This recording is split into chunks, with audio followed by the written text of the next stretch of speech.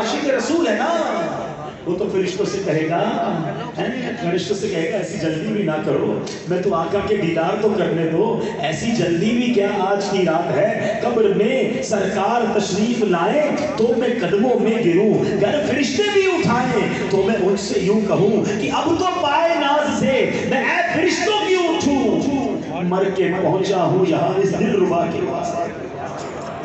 आशिक रसूल के बारे में आ रहे होंगे, मगर सिर्फ नारे लगाने वाला नहीं है, सिर्फ नियाजी नहीं नमाजी भी हो, सिर्फ नारे लगाने वाला नहीं सुन्नतों पर अमल करने वाला भी हो, हराम चीजों से बचने वाला हो। और जिससे रब नाराज हो गया ना, हाँ यकीन करें, हमें अंदाजा ही नहीं कि ईमान सलामत लेकर जाना ये कितनी बड़ी चीज है। बड़े बड़े बुजुर्गाने दीन रोया करते थे, तड़पा करते थे, घबराते थे। शेख अहमद सिविस्तानी रहमतुल्लाहि तआला अलैह मौत और कब्र व आखिरत से मुतालिक बहुत फिक्रमंद रहते थे। जब भी उनके सामने मौत का जिक्र होता, कब्र की बात होती, घबरा जाते, हैबत तारी हो जाती, बदन कांपने लगता, इतना रोते कि उनको देखकर लोग रोने लग जाते। और फिर फरमाते, ए अजीजों, जिसे मौत आनी है, जिसके पीछे मलकुल मौत है, जिससे कयामत जैसा हौलनाक दिन देखना है, उससे नींद और हंसी से क्या वास्ता, ऐसा आदमी फुजूलियात में कैसे मशगूल हो सकता है। फिर फरमाते, ए अजीजों, कब्रों में लेटे हुए मुर्दे चूंटियों और सांपों की गिरफ्त में हैं, मट्टी के कैद खाने में बंद हैं। अगर तुम्हें उनका हाल मालूम हो जाए तो खड़े खड़े नमक की तरह पिघल जाओ।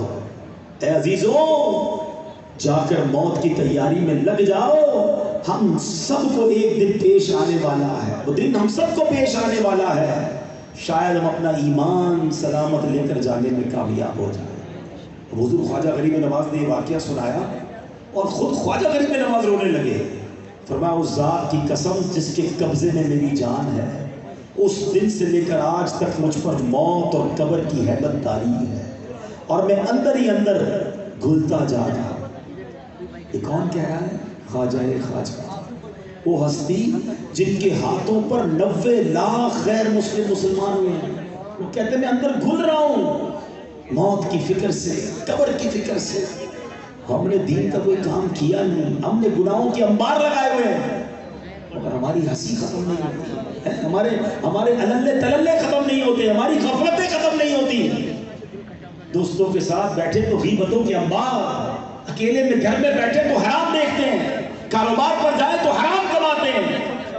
झूठ गीबत न जाने कौन सा गुनाह है जो हमसे नहीं हो रहा, और कोई फिक्र ही नहीं कि ईमान सलामत होगा कि नहीं, कब्र में होगा क्या है। मेरे प्यारे इस्लामी भाइयों, इस वक्त महंगाई का दौर है, अचानक महंगाई बढ़ गई है, लोग परेशान हैं, घर कैसे चलाऊंगा, खर्चा कैसे पूरा करूंगा, कितनी टेंशन में, जिधर बैठो एक ही टेंशन है। मैं नहीं कहता टेंशन नहीं है, वाकई टेंशन है सबको, अल्लाह हमारे वतन पर खैर फरमाए। लेकिन जरा गौर करो, कभी ऐसा हुआ कि दोस्तों में बैठकर ये टेंशन हो, यार मरने के बाद क्या होगा, ईमान सलामत रहेगा कि नहीं, कब्र रोशन होगी कि नहीं, अल्लाह राजी होगा कि नहीं, कयामत के दिन मुझे रब की अर्श का साया मिलेगा कि नहीं, आमाल नामे खुल गए तो मेरी बेइज्जती कैसी होगी, मैं जलील कैसा हो जाऊंगा। यार कोई तरीका तो बताओ, अल्लाह को राजी कैसे करूं, कोई तरीका तो बताओ, मेरी बख्शिश हो जाए।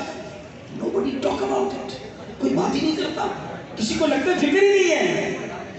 जिन बुजुर्गों के हम नाम लेकर जी रहे हैं ना, मैं उनकी बातें कर रहा हूँ। ऐ ख्वाजा की छठी मनाने वालों, मैं ख्वाजा की बात कर रहा हूँ। आओ गौस पाक के मुरीद बैठो, मैं तो गौस पाक के बारे में बताता हूँ। इतने बड़े बुजुर्ग ऐसे नहीं थे, इनके नाम बड़े बड़े। शेख अब्दुल कादिर जिलानी, आप फरमाते, लोग कह रहे हैं आज ईद का दिन है, ईद का दिन है। अब्दुल कादिर के लिए ईद का दिन वो होगा जब अपना ईमान सलामत लेकर कब्र में जाएगा। शेख अब्दुल कादिर जिलानी वो कह रहे हैं, हाँ वो कह रहे हैं, ये हकीकत को जान गए थे, ये खौफे खुदा वाले थे।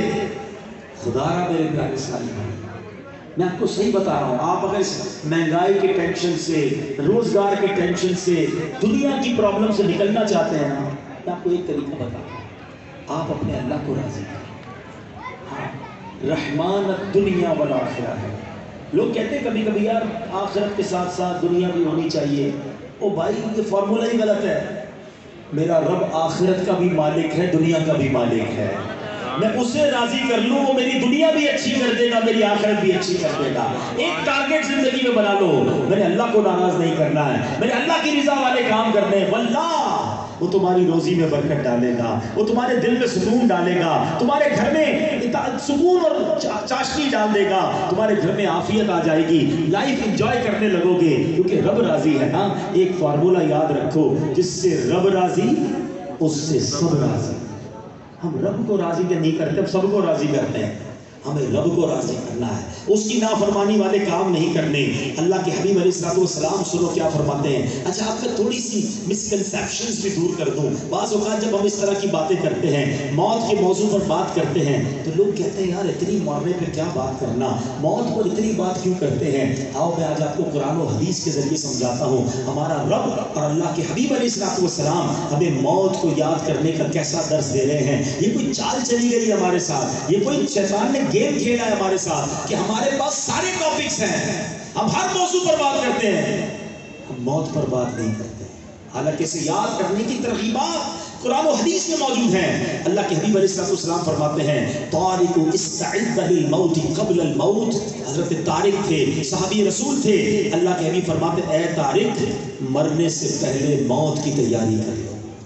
آقا نصیحت فرماتے تھے موت کی تیاری کرنی ہے نا، تو کیا تیاری کرنی ہے؟ قبر کے لیے فرنیچر بنانا ہے، ایئر کنڈیشن لگوانا ہے، قبر میں پنکھا ونکھا لگانا ہے، یا ریشمی کوئی سلک کا مہنگا والا کفن سلوانا ہے؟